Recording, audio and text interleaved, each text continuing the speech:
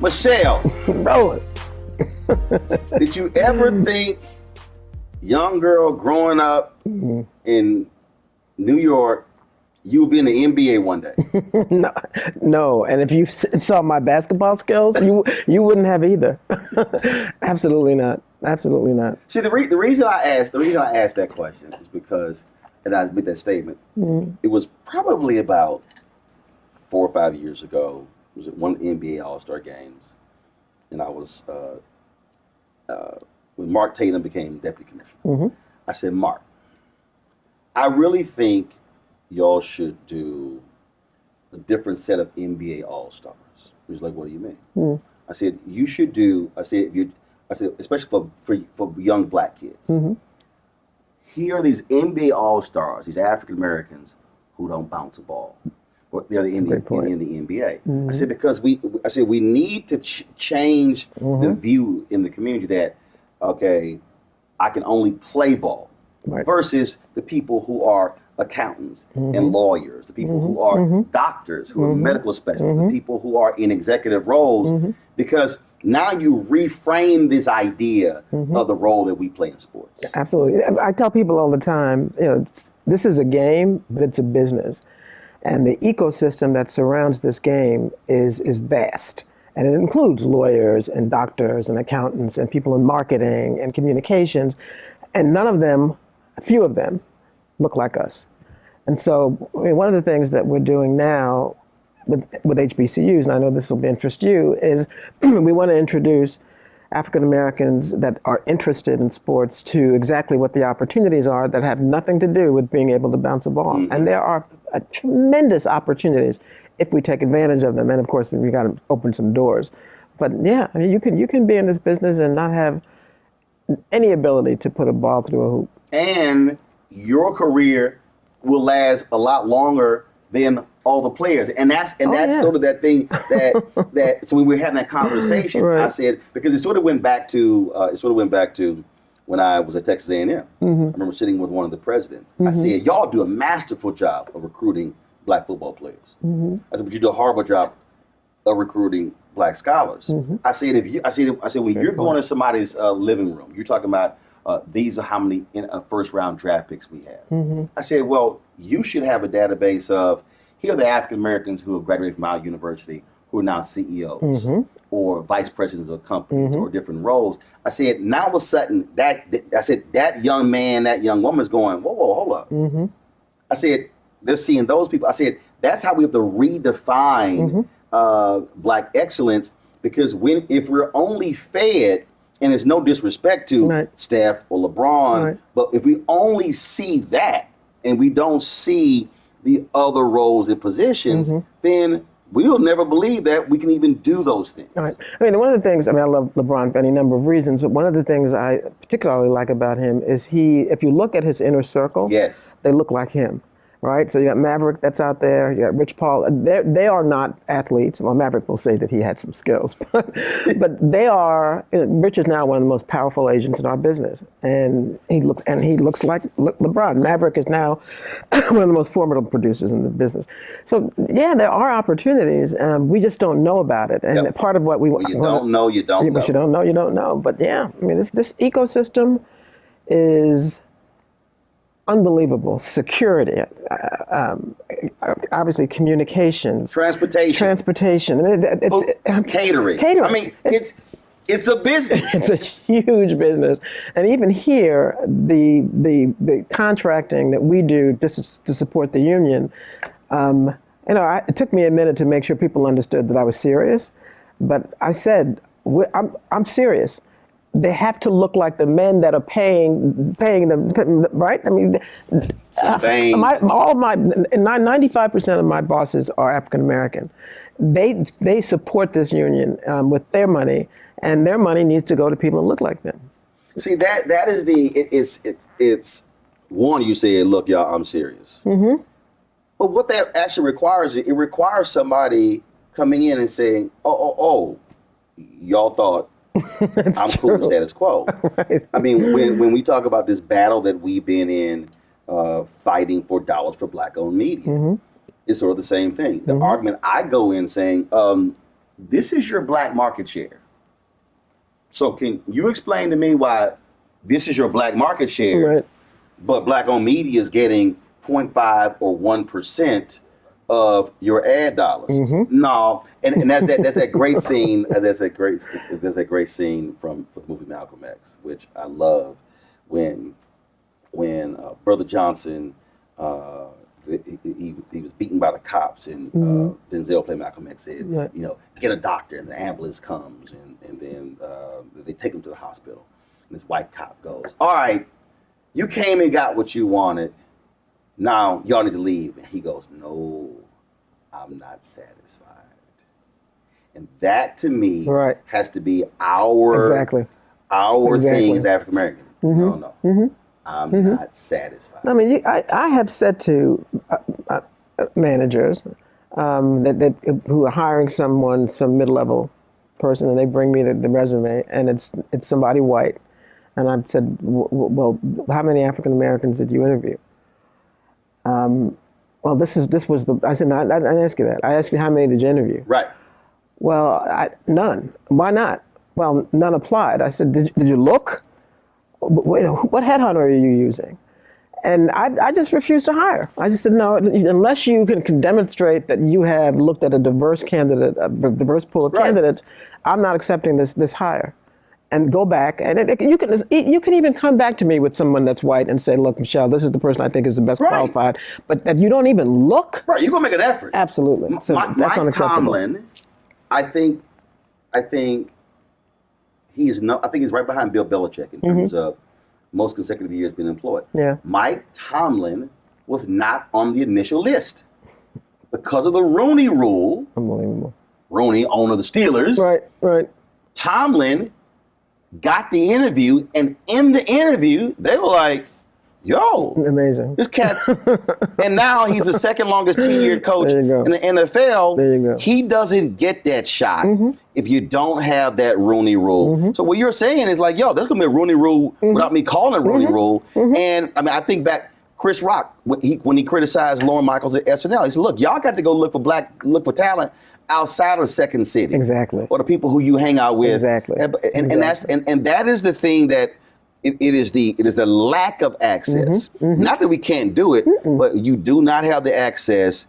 And when they are hiring the same folk, mm-hmm. those folk are gonna hire the same folk.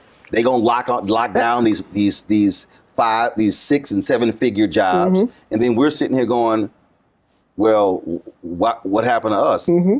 Hell, mm-hmm. you don't get the call. Yeah, I mean, I was talking to somebody a couple of weeks ago who was on the board of a publicly traded company, and said, if I'm not the one who asks these questions about diversity, no one is going to be asking those questions about diversity.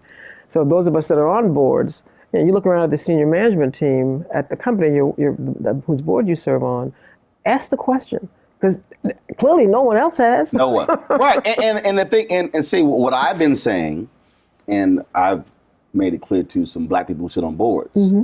If y'all don't say anything, mm-hmm. I'm gonna call y'all publicly. Good. Because the deal is, the fight that many people, whether it was Reverend Jesse Jackson, whether mm-hmm. it was Earl Graves, mm-hmm. whether it was others, the fight wasn't for you to get on the board, right. and for you to be personally enriched, and for you to be hooked up. Exactly. The point was for you to get on the board to open the door. Precisely. For everybody else. That was the whole point. And I'm sitting here going, how can you be black? I've communicated with some black board members. I'm mm-hmm. like, hold up, you got to ask. Mm-hmm.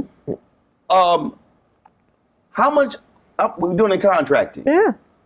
Show me the list. Right. And I went down all, because they thought I was just talking about advertising. I said, no. I said, all these different contracts are going, are they going to black people? I'm like, what the hell are you doing? I'm like, I said, they can't tell you no. Exactly, you're a board member. Right. If we don't do it, it's not going to be done. It's not going to be done.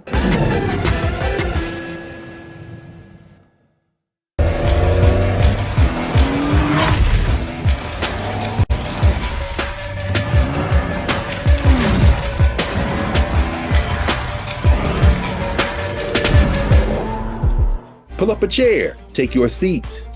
The Black Tape with me, Dr. Greg Carr, here on the Black Star Network. Every week, we'll take a deeper dive into the world we're living in. Join the conversation only on the Black Star Network.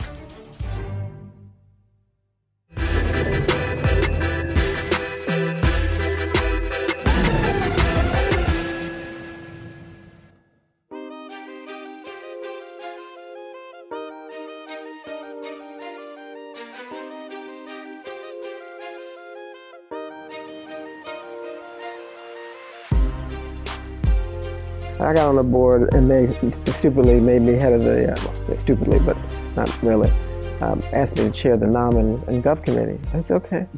We got 2 new black board members. Right, which we can have more than one. That's the other thing. Because I'm not here to just be the fly in the buttermilk, right? I said, if you're bringing me on because you want to check a box, then bring somebody else on. If you're bringing me on because you actually care about diversity and inclusion and want me to help you, then we've got a deal. But I am going to do this. Understand? I'm going to do this. And so, so far so good. But it scares me a little bit when I think about the number of places that we don't have an ability to make a difference, and then the opportunities that we ignore because we're so thrilled that we're in the room, right? Yeah. But my view has always been, let me in the room, then. Well, was that James Brown saying? See, James Brown's song, "Don't Hand Me Nothing," just open the door, I'll get it myself. And see, and that's it. Bob Johnson had he said, you got to be in the deal flow. He said, bottom line is, if you're not in the room, you're not in the deal flow. You're not aware of the conversation. You're not aware of, and not even at the board meeting, it's the conversations when you're traveling there, when you're eating, and then, at the dinners. Hey folks, I want to bring you in on this deal or this deal. Right. And that's where it operates, because, the frustration when we talk about, when you said, 95% of my bosses are black. When we think about black-owned business, and frankly, I'm going to call this a black-owned business. It is. 95% of black-owned businesses in America, $5 million in revenue or less. Pre-COVID, we had 2.6 million black-owned businesses. 2.5 million had one employee. Doing an average revenue of $54,000. Wow. So when we talk about our ability to create jobs and create wealth, we're talking about literally 95% of all of our black-owned businesses really not been sole proprietors. And I'll hear sisters say, "Oh, black women are starting business at a fast rate." I said, I said, y'all, no disrespect to any of them, it's not a business if it's just one person. And talk about small business. Wow. Right. No, it's not. You're just paying yourself. Right. And then what happened when COVID hit? People are like, well, 41% black businesses lost. I'm like, yeah, because you got to go back to that other number. So we couldn't apply for PPP loans because that required you to have full-time employees. I didn't even know that. Wow. Yeah, you couldn't even with me, I had, at that point, I think I had 11, but only 5 were full-time. I had others who were contractors who worked every day. Apply for that. Employees. The PPP loans did not apply to contractors. So we could have submitted a $260,000, $280,000 request, only submitted $38,000. So again, how the rules are set up. Right. So if we don't have, that's why for me the biggest thing is capacity. Capacity. How has that been for you also in working as executive director, getting even your players to understand capacity. That this is not just about even just the years that you're playing. I'm going to tell you, one of the things that I confess surprised me when I first got the job. And I knew they had to be smart. I mean, you can't just be talented and be able to survive and have a career in the NBA. So I knew they were smart. I didn't realize how business savvy many of them were, and many of them are. Because if no other reason, they get it. The average tenure here is 3 years. Not everybody plays 20 years, and these guys know that. And so there's a certain urgency about expanding their ability to generate revenue beyond the time that they're going to be actually bouncing the ball. And so they kind of get it. I mean, they're now, who would have thought that athletes would be talking about creating a fund where they could both individually and collectively invest some of the money they have now for tomorrow. I mean, they understand generational wealth and what that could mean in ways that I didn't appreciate, and I suspect most people don't appreciate about them. So, when we talk about ways to deal with your individual brand and market your individual brand, we have the players' attention.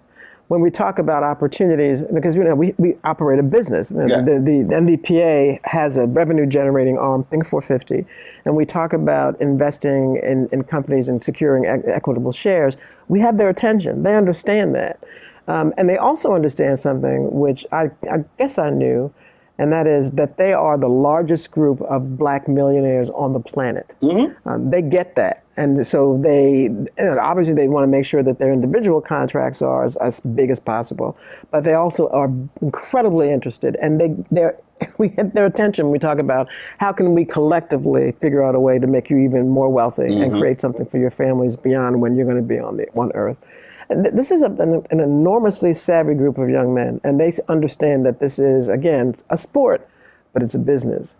And I'm impressed every day when I think, they're spending too much time thinking about the damn ball. No, they're not. They're thinking about tomorrow in ways that many young people don't. And the thing that for me I think is important, because it's very interesting when you study fans, because your fans are very emotional about their city and their teams.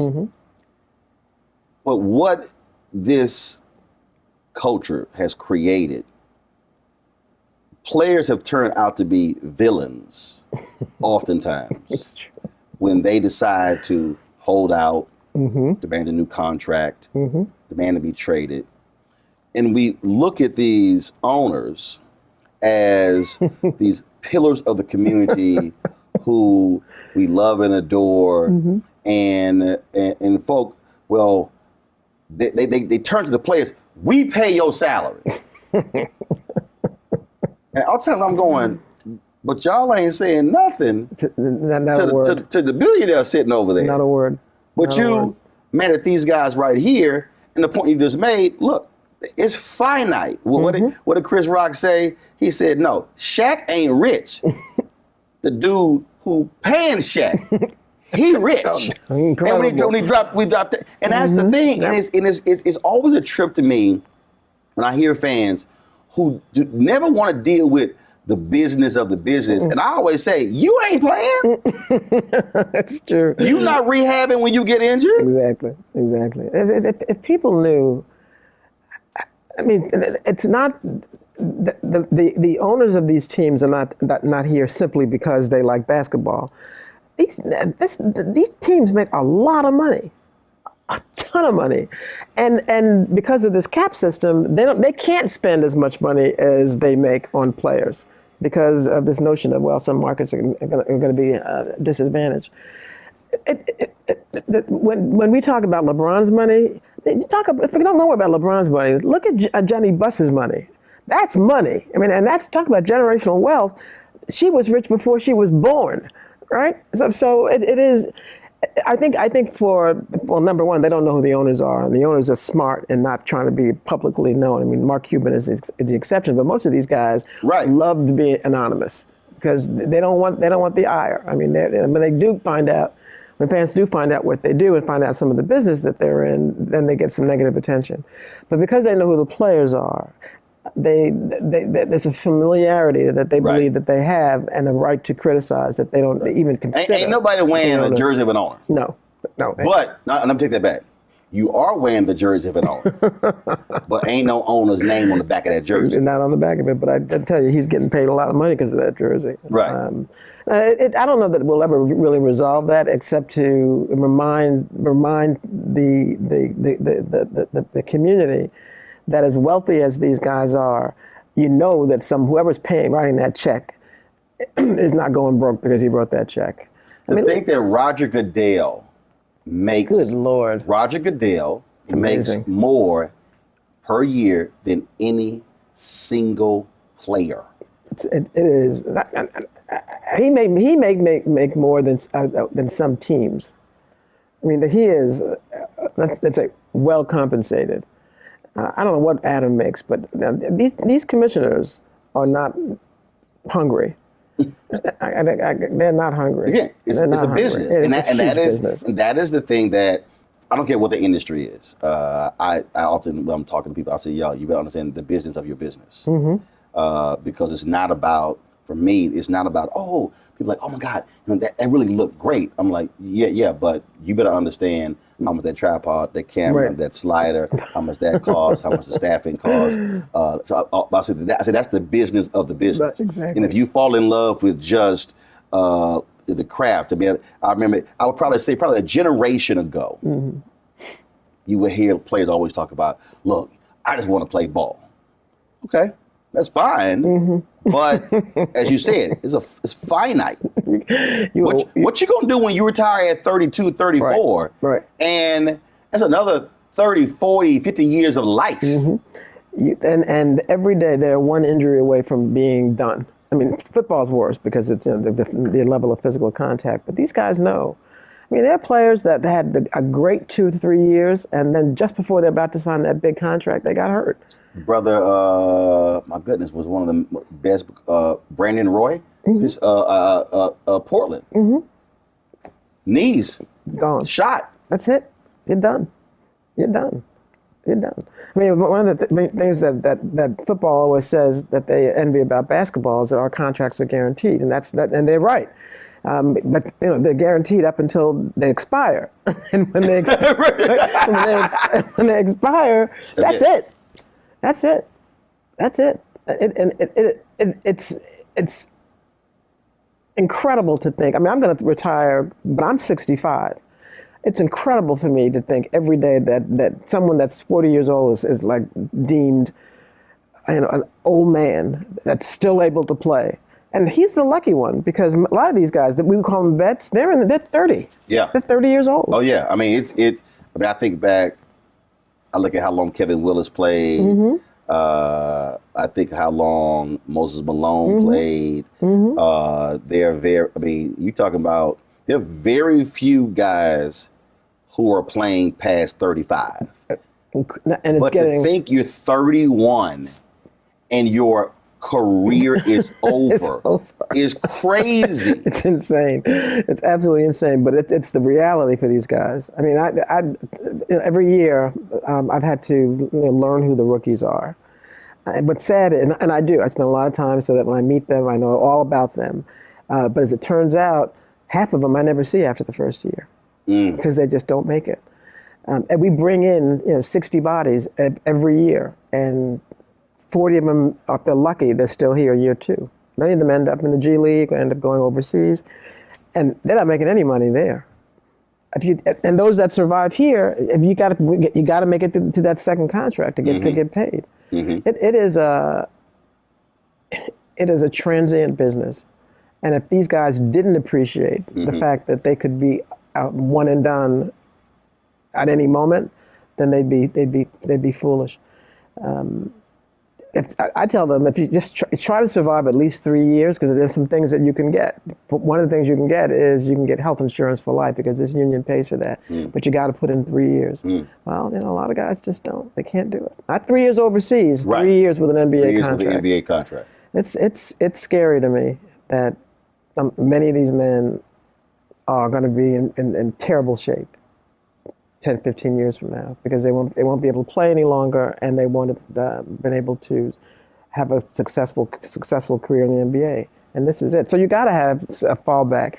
I was meeting with a team, I think it was a Monday, where 4 of them have started a business with these NFTs. I could not be more pleased. They're not marquee guys, right? But they saw the NFT thing, and they ended up getting a business plan. They've got some funding, and they're preparing for life after basketball. There you go. And we need to encourage a lot more of that, because there's going to be life after basketball. I tell all of them, I don't care if you play 2 years or 20 years. At some point, you will be a former basketball player. What you going to do then? How you going to eat?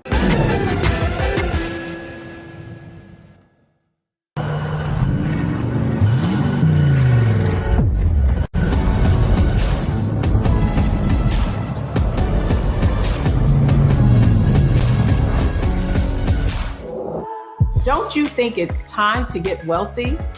I'm Deborah Owens, America's Wealth Coach, and my new show on the Black Star Network focuses on the things your financial advisor or bank isn't telling you. So watch Get Wealthy on the Black Star Network.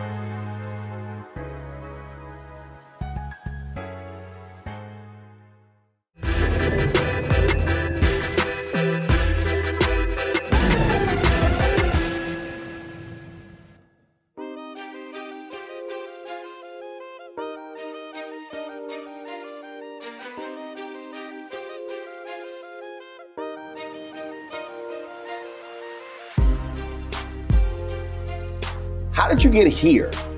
Because it's not like, okay, there's a curriculum to say, I want to run a players union. No, there was no curriculum, and there was no plan. I mean, I was happily trying cases in my life before. I was a trial lawyer representing, frankly, Fortune 100 companies in class action litigation, doing a lot of commercial stuff, long trials.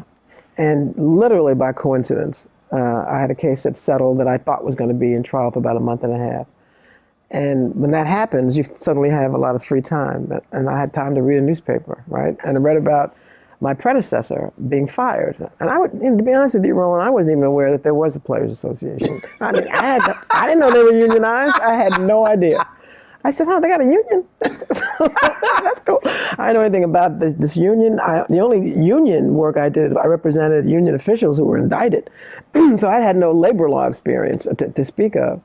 So I'm reading about this, and I always loved basketball. I never played, but I always loved basketball. And so I read about it. I said, that's a cool job, man, wow. And I knew the guy that had the job was a lawyer, and I said, wow, that's an interesting thing.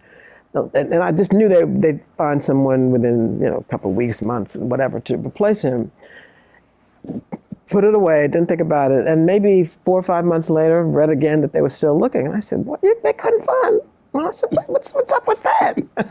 And only because of the internet did I have the ability to take a look and just look under the hood. And I said, that's a really cool job. I can play with players. And I began to understand the business a little bit more.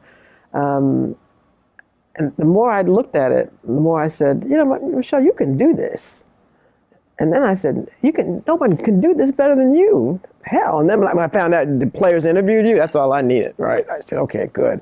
So I'm going to be interviewed by Steph Curry, Chris Paul. I couldn't wait. And of course, work as a public defender, you were used to working with brothers. Oh, and absolutely. And it was, and to be honest with you, it was a way to return to working with brothers, because after being a public defender, I went into different areas of the law.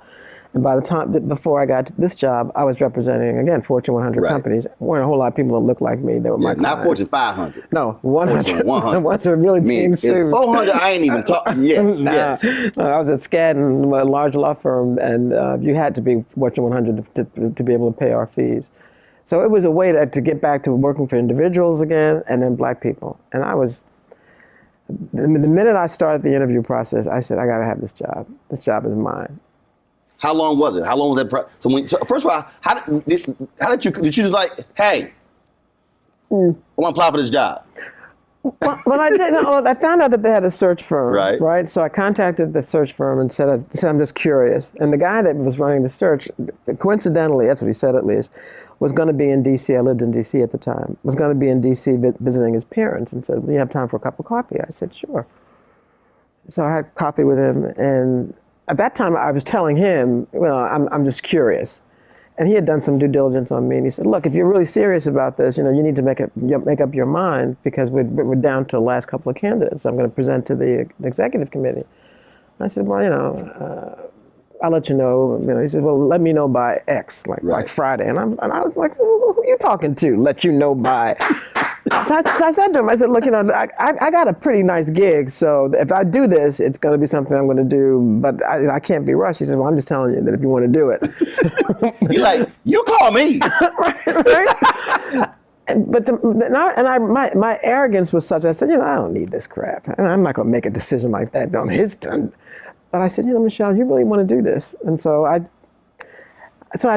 did it. I interviewed with the executive committee, the players. It was unbelievable. I'd never had a one-on-one with professional basketball players before, and I was completely blown away by their intelligence. Just completely blown away. And they were ready. I mean, they interviewed me like they were interviewing me. And either they done the homework or someone did it for them, and they read it, but they knew my book. And I guess the process took about 5 or 6 months, because I had to present to the players. I mean, we ended up presenting. There were 2 of us. Ended up presenting, and So you met with the executive committee. Right. When you say present to the players, right. all the players. Right. The board of player reps. I mean, there were probably, I think the first time I presented, there may have been about 120 players there. This huge ballroom, and It's not a normal interview. no, it was not. But I thought, I was a trial lawyer, so I just said this is just a very large jury. Right, Michele. there you go. Right. And then they weren't able to vote that night because it's long and complicated. But there was a group of agents that had a candidate that they wanted to have put before the players, and they found out at the last minute that candidate had not made the cut. So they cried foul, and all hell broke loose. And at that point, none of my clients knew I was doing this, and so it hit the papers. My clients found out, so I pulled out. I said, "Look, I don't need this." And then my clients were like, "Michele, this is great," because they're all men, right? So they all thought that was the greatest job in the world, all these general counsel. And so I said, "Okay." And then a couple of the players called me and said, "Please stay in. We really we're going to get through this, but it's just." And so I made the cut again, and then presented again, and then they voted me in. It took about 6 months, though. It was. I'm not gonna lie. It was a blast. Because the players are just fantastic men. They're great men. I'll miss them. I mean, it was funny when you said, "All right, this is like a jury." It really was. Like, I'm gonna pat myself a little bit on the back. I had a bit of a following in D.C., so it would many times be standing room only to come into my courtrooms and watch me work. So I was used to it. Mm-hmm. And then all of a sudden, then you get in. But what was a learning curve for you? Because again, first of all, you said, "Look, I just read it in the paper." Right. Now all of a sudden, you come in and you're representing all these players. Right. And yes, you work with Fortune 100 companies, but this had to be totally different terrain. Yeah, I mean, as much as I thought I knew, if I had known how little I knew about the business, I probably would have not have done it, which is too bad because I think I've done it well. But it took more than a minute. And there were several things that were going on. I mean, they voted me in, but there was still a lot of bad blood because of what happened with my predecessor. Mm-hmm. So I and the team that I ultimately hired had to spend a lot of time, just gaining the trust and credibility of the players. But on top of that, I mean, you can read about the league and their org structure and the history of collective bargaining all day long, but until you're in those rooms with these men, principally men, you don't know what you don't know. The good news is, I've got it's not gotten me in trouble yet, but I've got an arrogance about my ability to manage, right? That I'm not intimidated by it. I mean, I just work harder, right? And so I don't think there are things that I've learned yesterday about this business, even though I've been doing it for over 7 years. And if I stayed, I'm sure I'd learn more. But like anything, you work hard enough, you can figure it out. And if you don't allow the kind of nonsense that is normally put in front of us to get in the way of your confidence, then you can do it. And then I got to say, I've had the support of the players in ways that I think I've earned, but without their support, it would not work. I mean, the league understands that I always tell the league, I take orders from the players, and I do, but I'm a trusted advisor. And when the issue comes up, when they ask Michele, what do you think? They really care what I think. Right. The league now has learned, they didn't know because they didn't know me and I was new, that what Michele thinks is probably going to end up ruining the day. So we need to respect her and get her on our side, and if we don't, then we know we're not going to prevail. I mean, I've had them try to go behind my back and talk to players. That never works. It's amusing because the players always call me and say, so and so called me. And I said, yeah, I thought he might. So it's not easy, but nothing worth it is. I mean, I've never had any job that I thought was easy. When I thought it was easy, I left. What's the point? But this is even more different because you have this thing called the NBA, mm-hmm. but without the players, there is no NBA. There's no league. So you're talking about partners, but unlike another business, it's really two separate businesses. Or if you want to use all the teams of individual businesses, mm-hmm. it's like no, you've got the players, then there's the league, mm-hmm. and without the players, ain't no league, and without the league, player got nowhere to play. Mm-hmm. So you've got to; these forces have to merge, and y'all got to come to an agreement in terms of how we're gonna move forward. Mm-hmm. That's a whole lot of dancing and quite delicate dancing that you have to do. It is, and the leverage. You're right. The leverage that the players have is that we cannot be replaced. These are the best basketball players on the planet.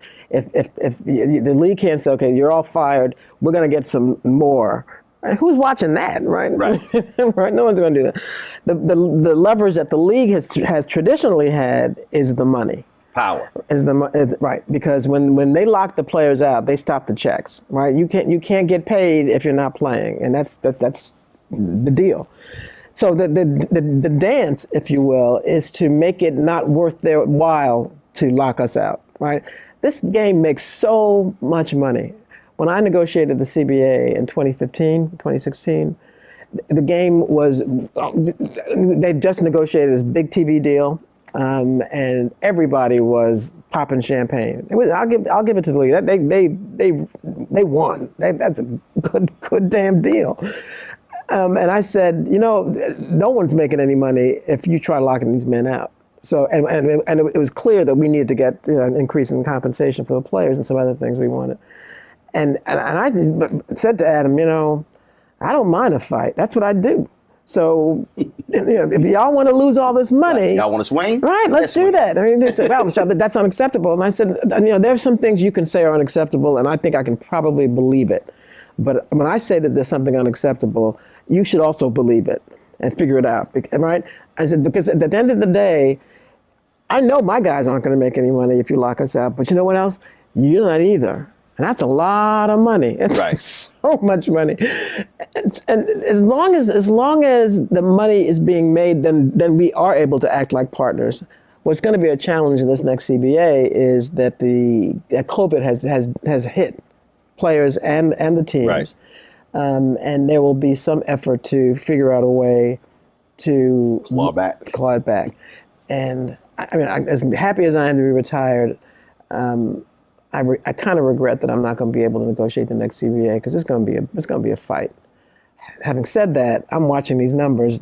COVID notwithstanding, profits are returning. And my view, you don't want to stop this gravy train. Let's keep it going. Let's keep it moving. As you were talking about the money, power, leverage. I use an example all the time. I remember when when I'm talking about, I love when people talk about, oh man, this player is the most powerful player. And I was going, no, this player may have the most leverage and influence. And I use the example of Michael Jordan. Jordan was executive with the Washington Wizards. Goes back to play. He like, okay, I'm coming back to my man. I'm coming back to my job. Abe Powell was like, nah, we good. Here's a $10 million check. Jordan gets pissed off, all upset, leaves the $10 million on the table, walks out. And I tell people, I say, y'all, that was the difference between leverage and power. Right. When Michael was playing, Michael had leverage because he could put butts in the seat. Right. He could sell corporate sponsorships. He can sell suites. I said that was leverage. I said, but the person who owns is the person with the power. That's the truth. I remember I was in D.C. at the time. I couldn't believe it. When Jordan came to D.C., I mean, everybody was making money. Every game was sold out. The team that never made a profit. Right. Every game until he started playing. Until he started playing. Every game was sold out. I was a season ticket holder. I had people bidding for my season tickets, right? But I didn't want to let go. I don't want to let them go. But I could have tripled, quadrupled the amount of money I got. And the restaurants were booming. It was unbelievable. I had never seen anyone move a city the way Michael Jordan did. But if you're right, at the end of the day, and he came back because he was, the truth be told, he's supposed to get a piece of the Wizards, and Poland just crapped on him. Poland sent him back and said, nope, I don't want you to have part of my team. I'm keeping my team. And I said, he did that to Michael Jordan? That's power. Right. That's power. And that's the thing that when I'm talking to folks, I say, guys, never confuse the two. You can be at the height of your athletic prowess. I said, but you're still working for somebody else. Exactly right. That's true. But you're right about the leverage. It's as yesterday I was reading. Our ratings are traditionally not very good this time of year, at the beginning of the season, and they were terrible last year. Well, but they went up this year, and the reason they went up is because Steph is back. He's playing again. And the Warriors are winning again. And we have our ratings, and they went down. He got injured last year. He got injured. Clay got injured. Right. They didn't make the playoffs. They didn't. Our ratings are like incredible. Yeah, your ratings are driven by you want to see the best players. If they're not playing, they're simply not playing. NFL learned that when they had the replacement players, and people were like, "Who the hell are these imposters?" And that'll never happen in basketball, and they know it because of the lesson of NFL. I mean, the ratings for West Coast teams went up when LeBron moved to the West Coast, and the ratings for East Coast teams went down because he moved to LA. They have incredible leverage, and that's the point. They need to figure out how to have power. And one of the things, Michael is now powerful because he owns Charlotte Hornets. Right. Now it's a mid-market team, but he's an owner. He's an owner. Yes, he's a former player. Right, but he is an owner. But he's an owner. It makes all the difference. I mean, you can be a former player and you still ride with players. Right. He's an owner. Right. Gotta get more black people owning these teams. I mean, I'm not mad at Bob Johnson because it ended up with another black man, but when he sold the Hornets, I was pissed because I said, come on, man, there's only one. But then Michael got it, so it worked out well.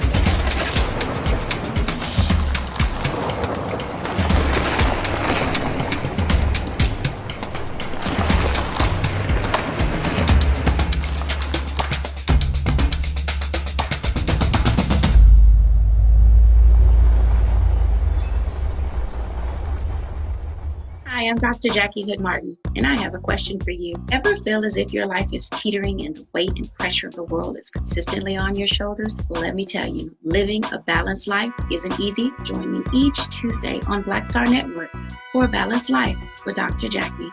We'll laugh together, cry together, pull ourselves together, and cheer each other on. So join me for new shows each Tuesday on Black Star Network, A Balanced Life with Dr. Jackie.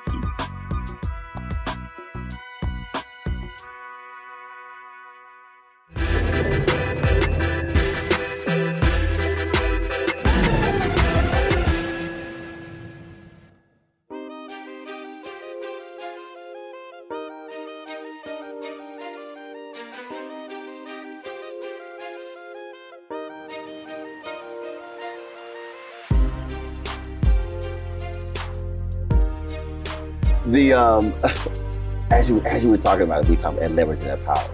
And you talking about, oh look, they gotta have the players. It's one of my favorite movies, primarily because Steven Soderbergh shot the entire movie with an iPhone. But also I love the concept behind it and me sort of being a renegade, a disruptor, someone who, not that would be you. That's me. I love High Flying Bird. Have you seen High Flying Bird? Are you serious? I've never even heard of it. Oh my God, I cannot. Okay. Is it a basketball movie? Yes. You're kidding me. Oh, this is crazy. Okay.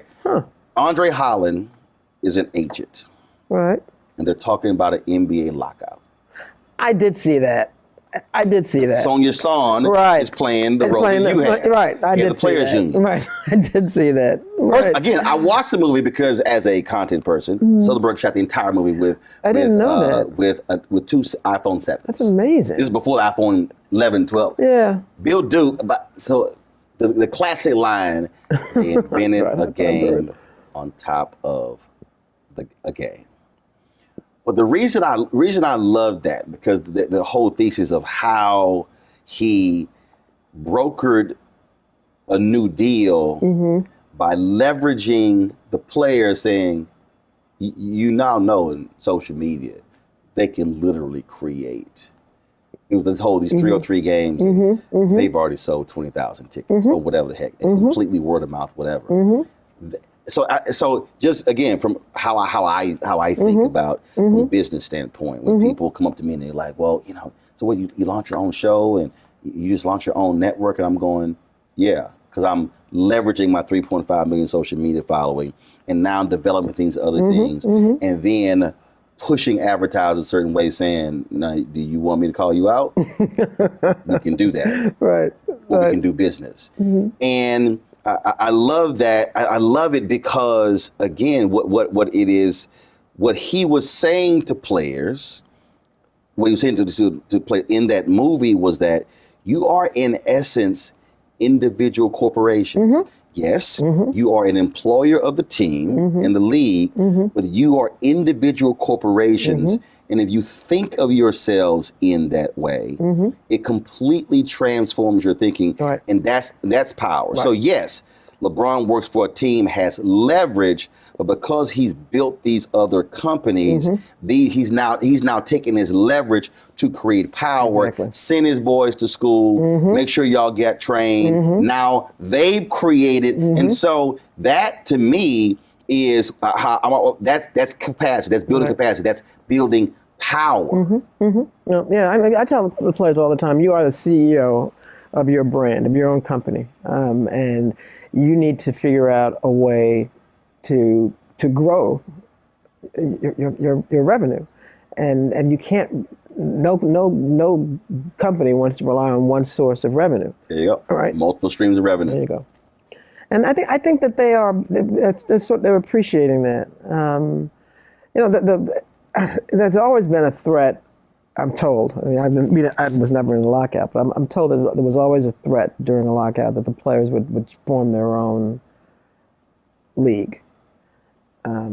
One of the things, and maybe that'll happen one day. Hopefully, there will never be another lockout, so they won't have to do that. But when players talk to me about, like, one day I want to own a team, I absolutely encourage it. But I also say, you can start now by getting an AAU team, and they have a whole AAU market that is not people, they're either very good or not so great. But that's how you can start at that level. You may have used this, but so you take hotels. So I've spoken different groups, and I spoke to one group, and they trying to get more black people in the hotel industry. And what's crazy is most of the brothers and sisters who want to buy a hotel, they're sort of thinking, let's say, the hotel equivalent of an NBA team. That is that large hotel that's in downtown Chicago, downtown Houston, downtown, all the different places, when those are not the most profitable hotels. So I'm sitting there speaking to them, and they're like, no. They said, the most profitable hotels is that hotel that's on the highway that's going to have 85% occupancy. Right. No room service, no dorming. It went through this whole deal. That makes so much sense. And they were walking me through it, and they were trying to get African Americans to become franchisees. And they kept saying, but most African Americans were thinking the large, we could have our black conventions. And they were like, they said those have such a low profit margin. And it's literally what you were just saying. No. I hear you on that one, but that small little team there is equivalent. That small hotel that's actually a bigger profit generator, and you can build from there. Exactly. It was fascinating talking to them about hotels. Yeah, well, that's interesting.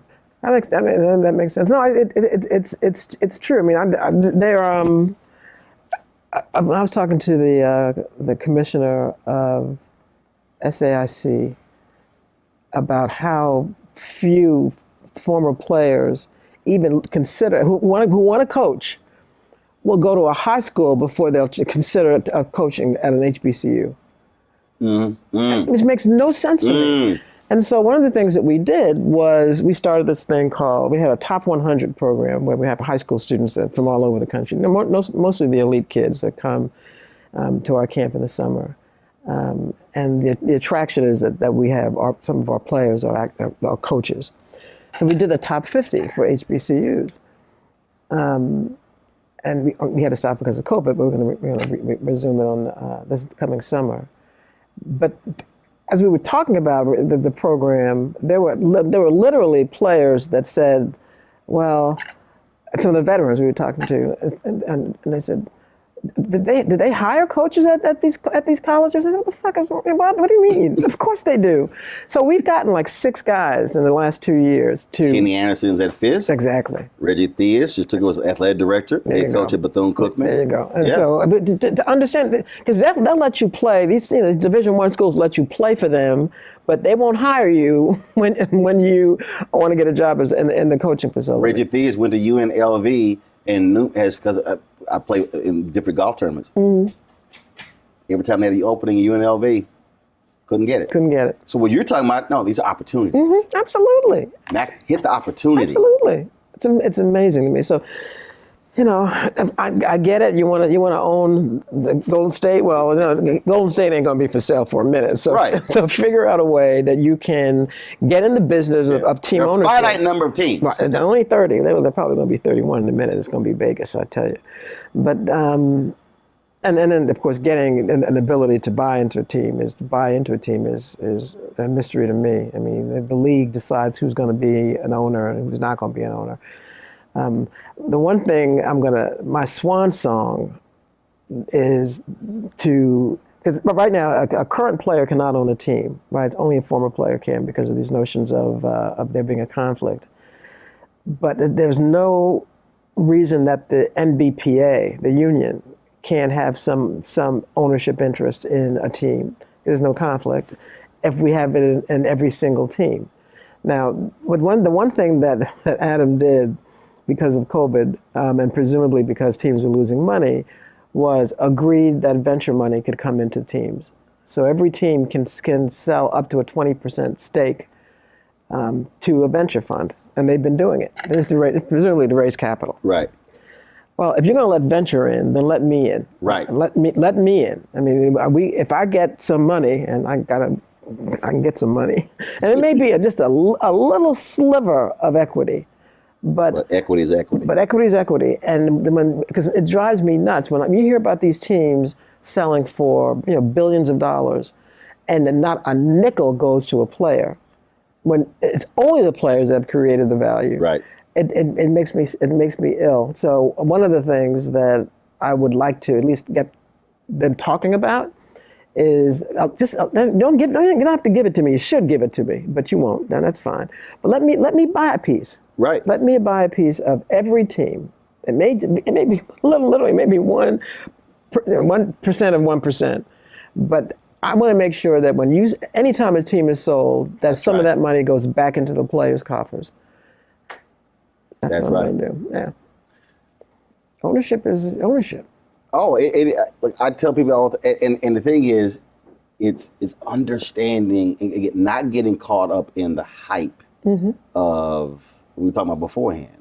When I'm having these conversations with people, I had brothers and sisters come, man, but I wish you were on CNN, I wish you were on MSNBC, and I wish you were, and I was like, yeah, but they get checks.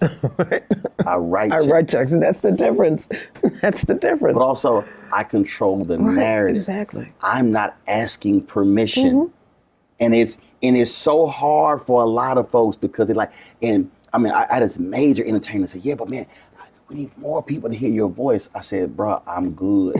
I think part of it is that we've never done it. I mean, once you've been in control, it's really hard not to stay in control. Or we've talked to, or we haven't talked to enough people who have You've had it, yeah.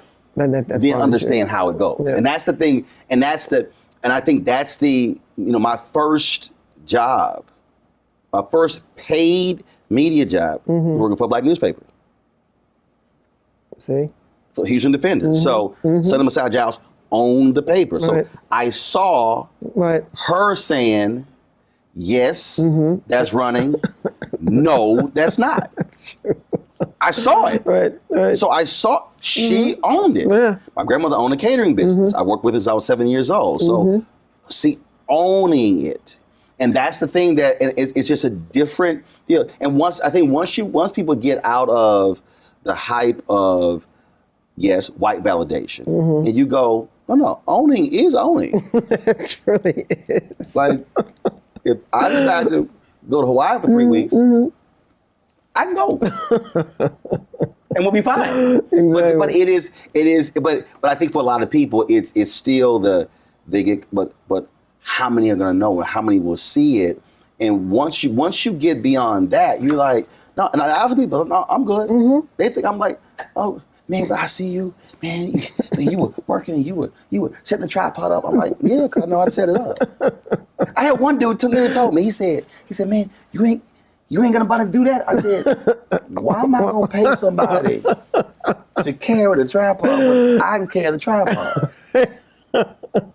He was like, I bet he was serious too. No, I know. I've seen that mentality so many times. It's sad. It really is sad. I saw one of my players came in here this was a couple of years ago, and he had like 6 people with him. And I said, well, you're traveling kind of deep, aren't you? He said, well, this is my team. So he had this one woman there. I said, what does she do? He said, well, she's here if I need a massage. And I wasn't trying to get in his personal business. Right. I said, how often do you get a massage? Every day? He said, nah, not that often. I said, so why? Were you just paying her just to be here? Yeah, just in case I need a massage. I said, sweetheart, you don't make that kind of money. You just don't make that kind of money. That is ridiculous. You're gonna pay this woman, and I'm sure she's happy to do it. You're gonna pay someone just in case you want a massage, and she travels with you everywhere you go? I'd rather you say you're sleeping with her, right? Than say that you're just paying her just in case I need a massage. So you don't make that kind of money. Don't be a fool. Don't be an idiot. And I tell them all the time, look, you can do anything you want to with your money, but ask yourself if this is something that you really need. If you don't need it, why would you do that? Look, we might have a shoot, and I'm going, how many people do we need? What they doing? Right. It's true. Half day, full day. I'm not about to sit here and pay. In fact, flying here, it was so funny. flying here. One of my guys, we were a shoot in Georgia. One of my guys said, hey, we need y'all to bring the bag with all the other cables. So Antoine and I go to the airport. He was like, damn. He said, man, that's gonna cost. That bag is I think about 85 pounds. And so my driver dropped us off, and we had a bunch of our gear in the Sprinter. I was like, no, we good. He's like, what? I said, well, first of all, I'm 1K on United. So I get 3 bags up to 70 pounds. There you go. I got one. That's going to be the second one. It was overweight. I said, I took some stuff out of a duffel bag that was in the Sprinter. Because he driving it back to D.C. Took it out. I said, we can put about 30 pounds worth of stuff in this duffel bag. I said, all 3 bags fly free. Now, I could have easily said, man, look, I'm going to go ahead and pay that $50, $75. Hell no. Why? Take that. I ain't got no problem. We were leaving the shoot last night. We knew we were going to shoot all day. I bought, so Simba guy at the store, he came back. Turkey meat, bread, chips. We had drink and everything like that. So we leave. We finished late. We worked about 14 hours. So I was like, look, we leaving here by 9. We packing up by 9:30. I was like, all right. I know something is small. This small thing doesn't open. I was like, because it's a bathroom, refrigerator, and microwave in the Sprinter. Wow. I said, hold up. Before we leave, I'll fix my sandwich and everything. I was like, look, y'all can stop anywhere y'all want to get something to eat. I'm good. I already ate. Man, by the time we drove to Jacksonville, stuff was closed because of COVID and everything. Antoine was like, damn, I guess I'm going to get hungry. I said, man, I tried to tell y'all fix that sandwich. I had no problem. There you go. Going back there, fixing my sandwich. I'm good. Sat down, ate. I went to bed full. But again, that's a different mindset. It's some folk don't have. That's incredible.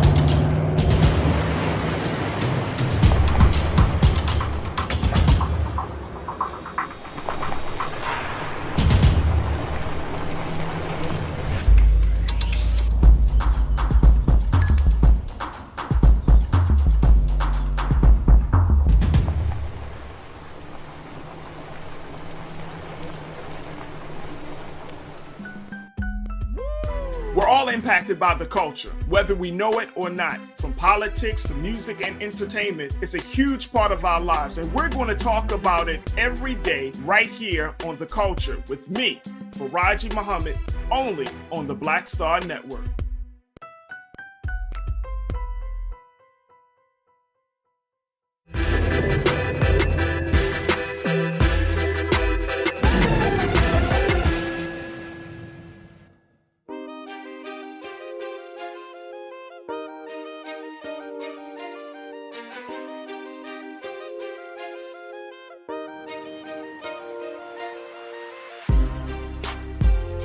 What you want to do next?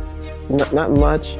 I really don't. I believe in retirement. I really do. I believe in. I think I said years ago. I said, I spent so much time working. Right. And I loved everything I've done. And when I didn't, I stopped doing. I did something else. But I did say that if God was good enough to keep me healthy at 65, then I'm going to do whatever I want. And that probably means that no one's going to pay me for that. Right, because I want to do whatever I want, right, when I want to do it, how right, I want to do it, and maybe not do anything. That's what I think retirement is. Right. So I'll be on a couple of boards just to keep my mind right. But I really do have a list of things I want to do. I want to. COVID lets me. I want to go do some traveling. I've gone a lot of places, but I've always been working. Right. You travel a lot, but now no. I'm gonna do some other kind of traveling. Exactly. The friends I've had that retired at 65 have no regrets. The friends I had that are still working, they claim that I think I'd die if I stopped working. Okay, well, I don't think I'm going to die. I think I'm going to live a little better. So no, I never wanted to die behind a desk. Never. I don't mind if you want to do that. That's fine. But I really do have a bucket list. I'm going to start checking some of that stuff off. Well, last question for you. What is the most important thing, the one thing that you pass on or have said to your successor? What I've said to her, and it turns out my successor is a black woman, and I'm really proud of that. And what I've said to my staff is, no matter the challenges that this job will bring, and it will, as long as you keep in mind that it's players first, and that's your mantra, that's your guiding post, the guiding light, then you will be fine. The minute you allow, and then you will be encouraged by the league, by the owners, by agents, to corporations, all that, to shortcut the player's interest, then you not only have you become a professional failure, but you fail the players. Even when I've had staff say, Michele, I think you need to give on that. My confidence never wavered because I knew this was in the best interest of the players. And so if you just keep that in mind and ask yourself, is this in the best interest of the players? If the answer is no, you're not doing that. Right. You're just not going to do it. And that's the way I've approached being a lawyer my entire professional life. What's in the best interest of my clients? And I'm singularly driven by that. So if you, it keeps you where you're supposed to be. One final question. If they just hit me. 30 years from now, 50 years from now, 100 years from now, a young girl, young boy, black, white, Hispanic, Asian, Native American, don't matter. They're going to be going, used to be they're going to go through a book. But they're going to be Googling or looking up something, and they're going to come across Michele Roberts. Wow, that was a black woman? Was it head of the Players Union? What do you want that person to know about Michele Roberts?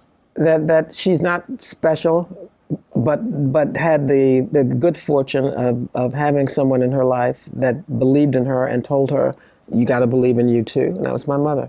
I mean, people used to say, Michele, you're really smart. I am smart, but I'm not special. I just never had someone not tell me when I was, being formulated as a young person that I was not good enough. I mean, my mother, I don't know where she got it from. Right. I have no idea. I mean, she didn't have a high school diploma. But she would not fathom the notion that I couldn't do whatever I wanted to do. I wanted to be a lawyer when I was 7. And you know why? Because my mother said, you want to be a lawyer? Then you're going to be the best damn lawyer that ever was. And don't let anyone tell you that you can't be. And so there's nothing special about me. It's just that I was fortunate enough to have someone who believed in me and made me believe in me. So, because there's so many people out there that every day want to tell you that you're not supposed to be here. Yep. That's crap. Well, I appreciate you sitting down with me. You've always been supportive. Everybody watching, y'all don't realize I might get a text from Michele, and this is text. You are crazy. You had me cracking up when you said sometimes you be watching the show with the sound down, but you don't want to bust out laughing in the middle of a meeting. It's true. It is true. And then I tell you, Roland, I don't ever want to be on your bad side. Just call me up and say, Michele, I hate to have to do this to you. So I'll be sure I'll be out of the country. I never want to be on your bad side. This is funny. It's a true story. I really like Isaiah Thomas. Oh, that's my brother. But Isaiah Thomas went on Jason Whitlock's show. And he said a few things. And I was like, Zeke, look. And I did. I was like, say, bro, I'm going to have to hit you. I said. You gave him a heads up. I said, look. And normally I don't give a heads up. I said, Zeke, a few things you said. I'm going to have to correct. Good Lord. I know he was shaking. He was like, and then Zeke, man, look, you know, he said, I remember I was one of your first Bring the Funk fan club members. I said, I appreciate that. I said, but I'm gonna have to school you. I'm gonna have to hit. Well, do me a favor. If it comes to that, just let me know. Don't let me. Michele, you watch Rolling today? just let me know, brother. Let me know. I've had a few folk like, damn, bro. I like, look, y'all. Look. Somebody got to say some stuff, and I have never been scared.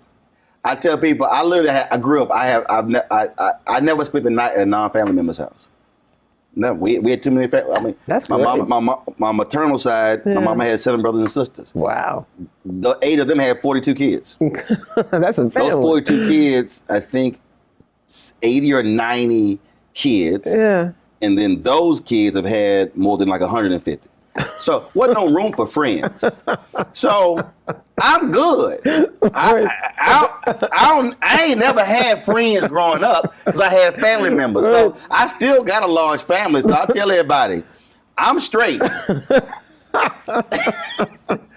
if I got to swing on somebody, I got a crew that's gonna always love me. You don't need no friends. You got plenty of family. Yeah, I'm just looking. Look, sometimes, but yeah, I sometimes had to make that phone call. Say, bro, poor Isaiah. Yeah. And I said, Zeke, I love you, but I got to correct a couple of things.